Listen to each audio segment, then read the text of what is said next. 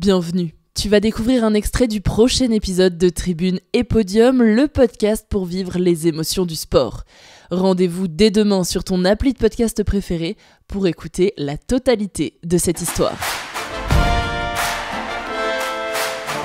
En fait, j'étais craintive de tout. J'avais la crainte de pas être performante, de pas être suffisante, de pas être assez bien, de pas être assez forte, de pas réussir à faire les choses correctement comme il m'était demandé. Et du coup, j'étais dans la peur constamment. Mais je pense que ça venait beaucoup du fait que dans le sport de haut niveau, on t'apprend que il faut être comme ça et comme ça pour être performante. En fait, on te met dans des cases pour dire pour performer, il faut être comme ça. Et en fait, pendant longtemps, j'ai écouté ces voix-là et j'ai écouté ces dictons, on va dire, jusqu'au jour où après Tokyo, je me suis dit mais en fait là, je me suis perdue. Dans tout ça, je me suis perdue.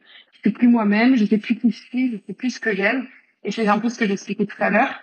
J'ai dû reprendre les bases de pourquoi j'aimais le sport pour ne plus être dans la crainte. Ok, c'est du sport parce que j'aime le partage, parce que j'aime être souriante, parce que j'aime prendre du plaisir, j'aime le dépassement de soi. Comment j'ai envie d'être quand j'arrive en compète? Bah, pas dans la crainte.